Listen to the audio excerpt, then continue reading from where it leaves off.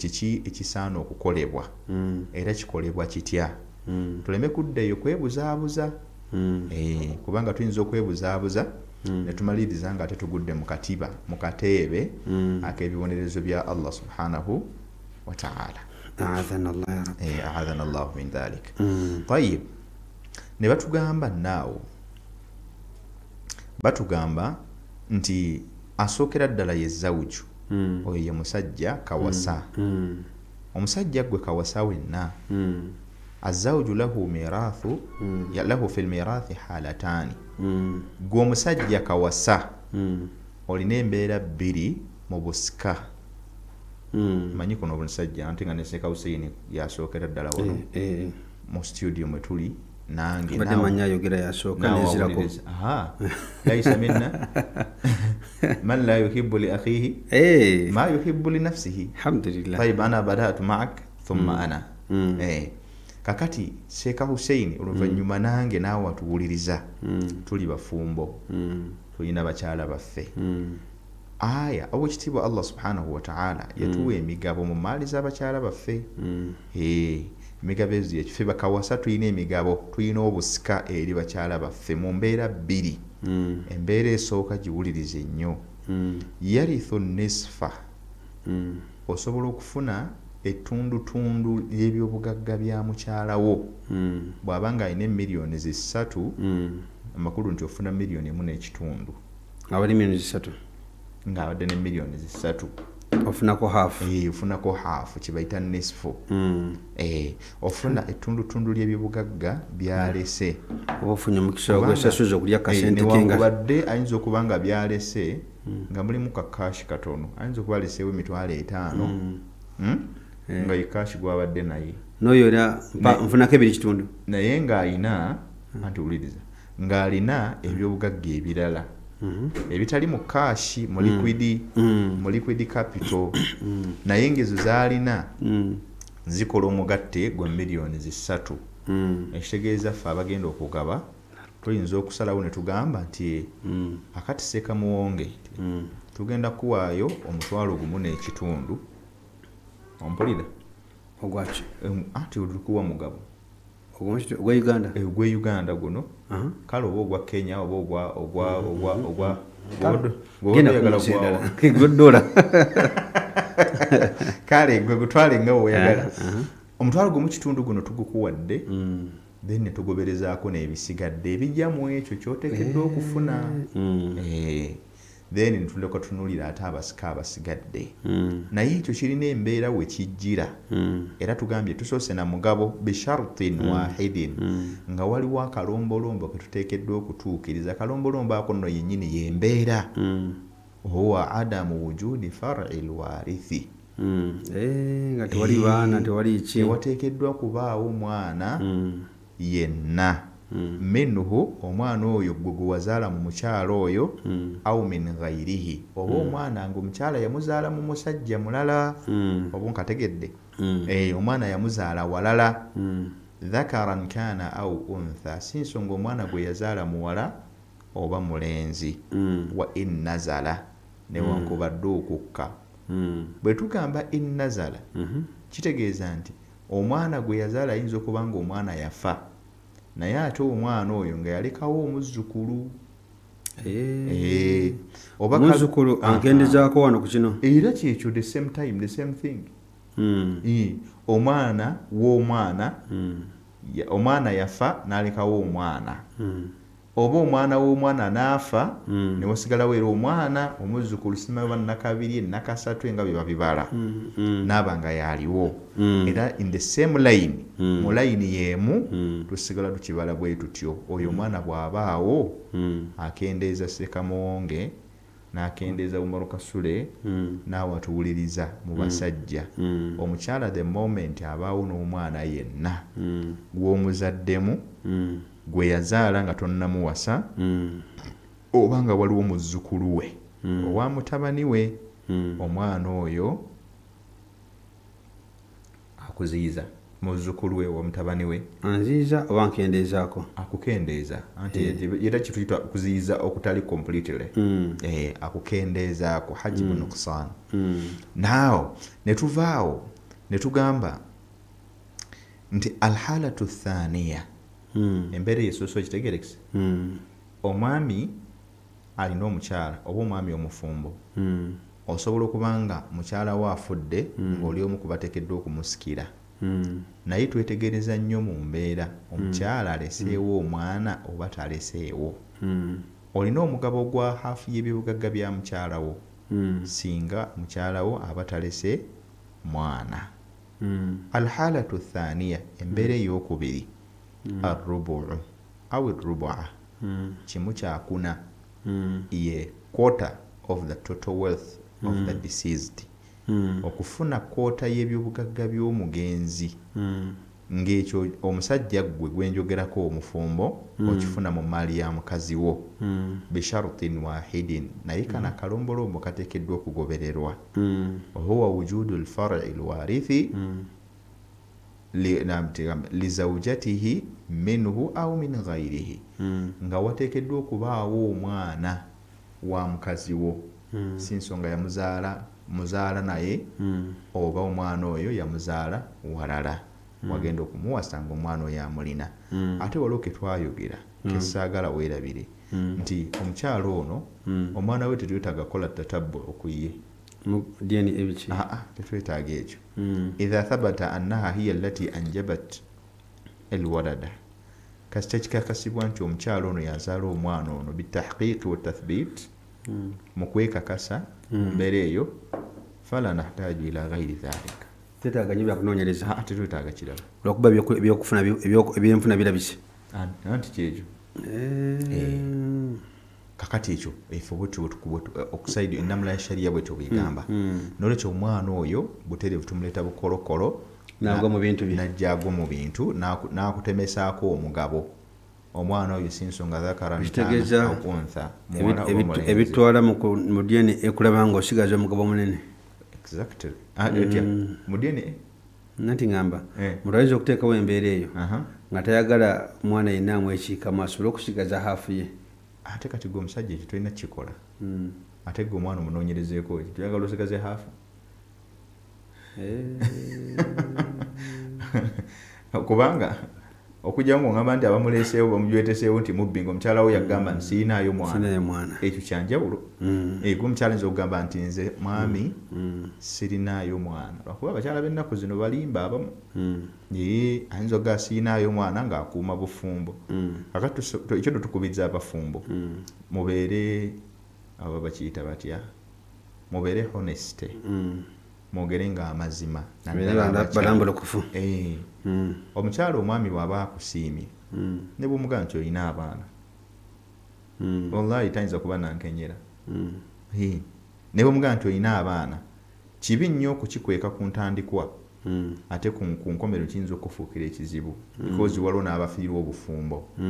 in that situation ne bakugwamu nebikomaawo ne busazibwamu. Kati beera honesty beera mulambulukufu tokweka kyolina tokweka kyolina n'olwekyo wabula kyesimanyi namula ya bufumbo obwo kubanga ate mu namula z'obufumbo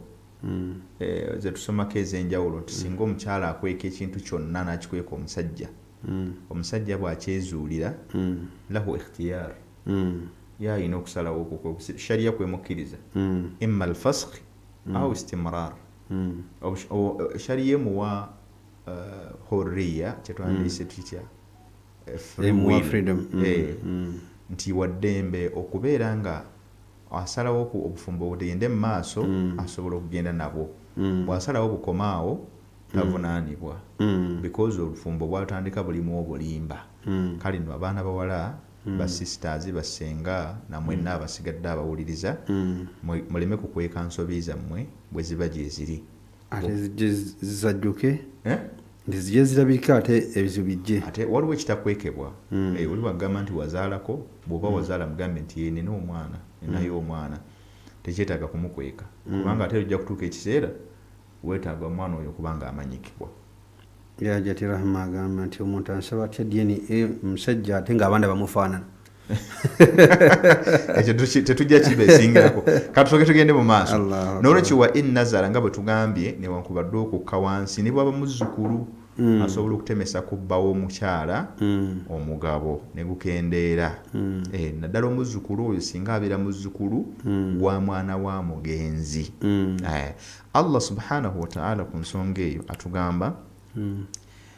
suratu al-Baqara aya 12 Allah agamba atya a'udhu billahi minash shaitanir rajim ولكم نصف ما ترك أزواجكم إن لم يكن لهن ولد فإن كان لهن ولد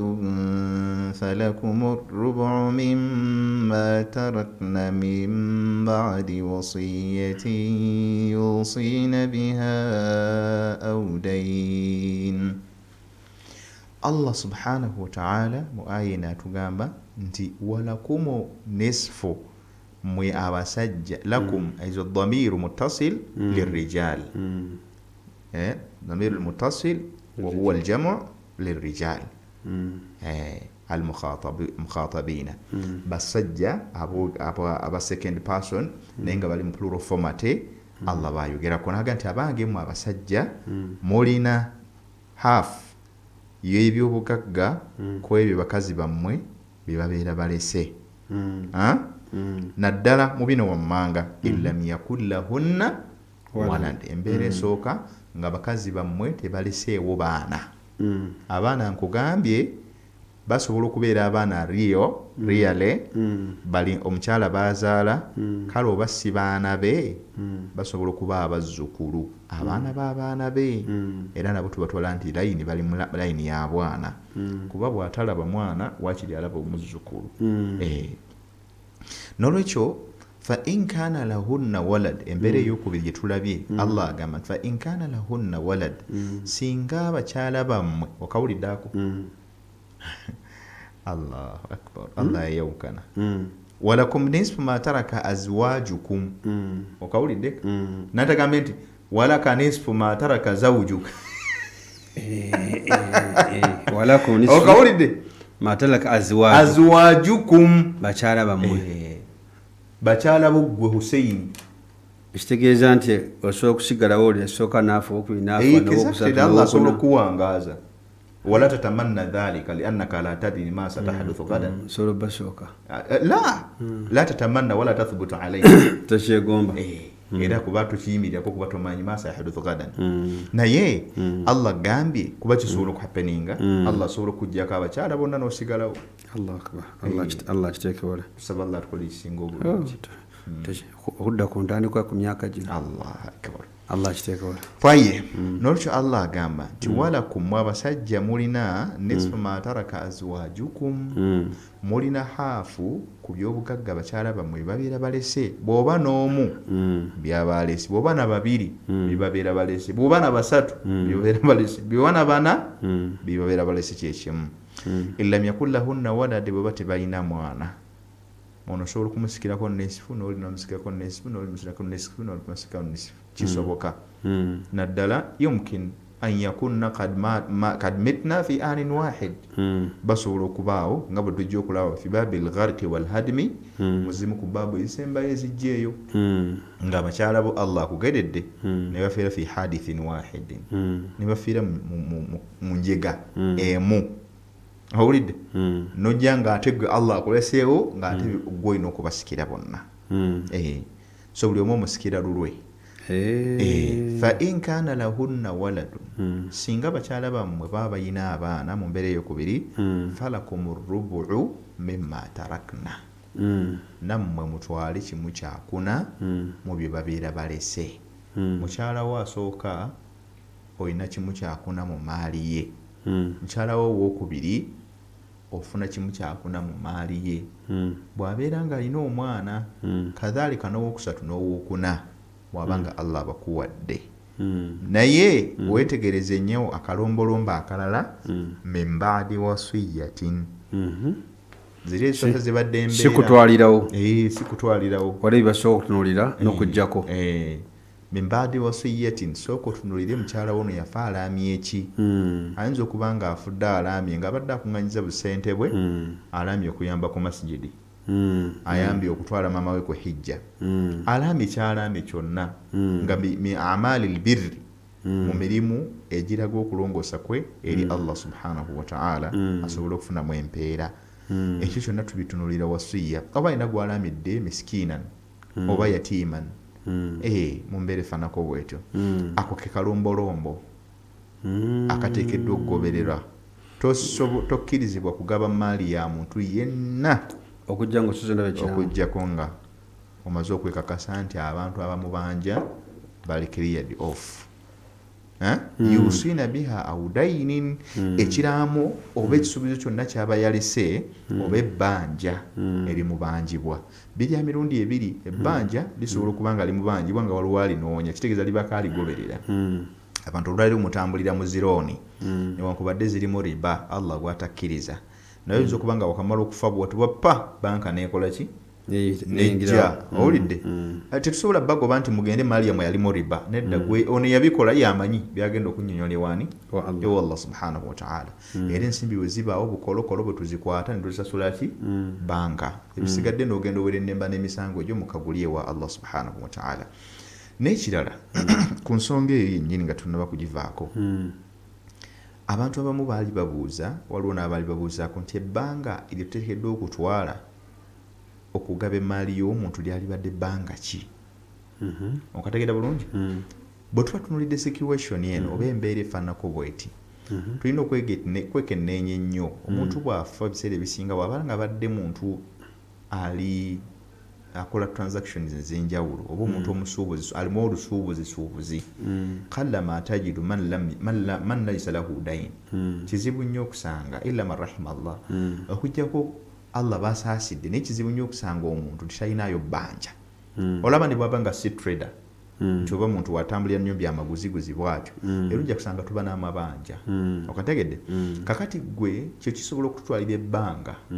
okulanga ng'omuntu afudde wali tugenda mumusaalira bannanga ani abanja ono tekimala lidhalika ne ku lw'ensonga eyo aqallu zaman enda alhukuma ebbanga gavumenti lyetuwa eya Uganda gyengamba omuntu okubeera nga at least emaali y'omufu egabiddwa neefunibwa abantu bannannyiniyo ebbanga lya myezi 6 ebbanga lya myezi 6 nemutalina kusooka lyekuwa nti at least naddala nga balonze administrator ebbanga eryo administrator akubirizibwa okubeera nga talisussa naddala nga singa aba atereezezza buli kimu emaali eyo kubanga agigaba eweebwe bannannyiniyo okategedde bulungi kubanga obwa administrator kati nabwo bwakendeezebwa tebukyali wa life up to date wabula kati buli ku bbanga myaka 2 weebityo so bakuwa ebbanga lya myezi 6 okuba nga ogabanyiza emaali y'abantu n'ogibawa kati mu bbanga eryo katugeraageranye gwali yatuwuliriza aqallu nze katugenda mu aqallu binisbati li min ba'di dafni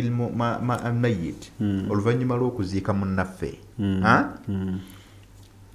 yajuuzu an nakhudha waqtan hawala shahrayn aw 3 ashhur sikugabira waawo la anti uliriza mubamu emisoso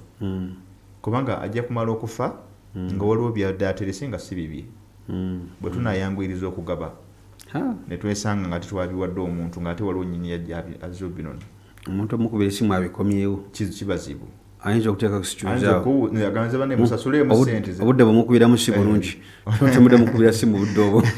olidde ekirala ojja kulaba nga emaali eyo bwemugigabidde mu kaseera ako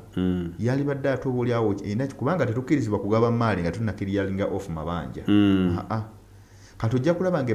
kuba emaali y'omufu yennyini yemununula mu mabanja g'alina wakiri tulekerayo okuwa omwana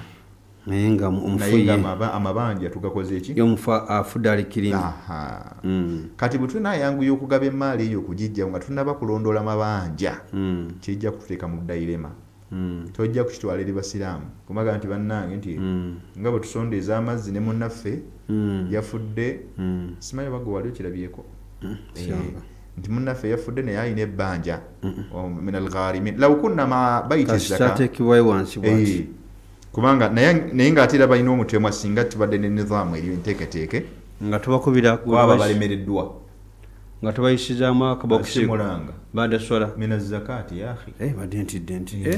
timulindeeko okuyimuka singa tubadde n'enteekateeka nizaamu eri mustaqilla nazim twali badde nga ensonga ezo tuzikwasaganya eri ababa balemeddwa ndowooza aba house of zaka balina enteekateeka simanyi naye njagala nnyo Seeka Yahya Kalungi bwe tutuuka mu bintu nga bino ali Makka hayahullah ya rabbi naye tujja mufunako mu program inshallah tumwetaaga tuleko naye mugundi kati ng'ensonga ng'eyo abantu abali kuno abatolawo ssente we nibazisobola ku house of zaka baba beetaaga okuwulira ebintu bifaanako nga bwe bityo kati mathalan omuntu atoola ssente za zaka n'aziwaayo naye waliyo omuntu we yafudde min algharimina ng'abadde abanjibwa amabanja gamu buli mu bulago naffe tulina busobozi mal hil ala dhalik mal hal tukole tutya hal yumkinna an naktuba ila baiti zaitu Seeka gundi yalina tukinyonnyola Seeka Yahya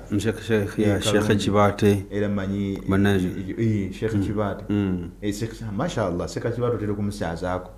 Sheikh Kibate wonna wolisebo Sheikh Mahamudu Kibate sebugwawo sebo tukuweereza assalamu alaikum wa rahmatullahi wa barakatuh ensonga etusaba inshallah mufti sabiq mashallah